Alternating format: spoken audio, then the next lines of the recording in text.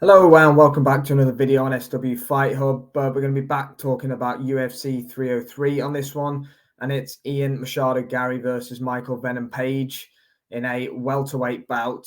It's going to open up the main card, I believe, from the order that we can see so far. It's a great matchup between two high-level strikers. It's a really intriguing crossroads fight. Ian Garry's probably fighting downwards in this one. It was highly rumored at one point he's going to be getting the Colby Covington fight. We've seen MVP in Bellator for a number of years now. He's had a lot of highlight reel knockouts, should I say.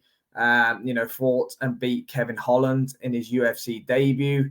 It wasn't a scintillating performance. It was quite a standoffish fight. He kind of outpointed him. He didn't beat him up or dominate him or anything like that. So, we'll get into who I think is going to win this fight now.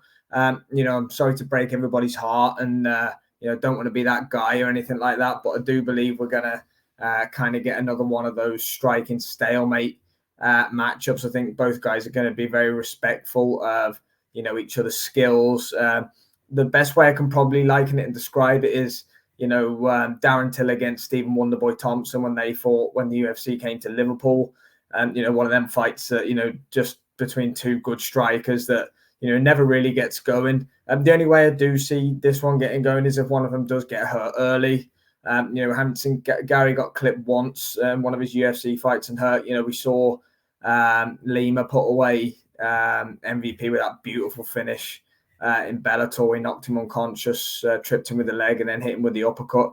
But both guys traditionally, aren't involved in wars or anything like that. So I don't see it going that way. But yeah, unless one of them gets stung and hurt early, I think Ian Garry will get this one done on points in quite a laboured performance. I know on paper it's an amazing matchup between these two strikers and it's going to be great, but it doesn't always work that way when we get two strikers in there. We've been there and seen it many a time before.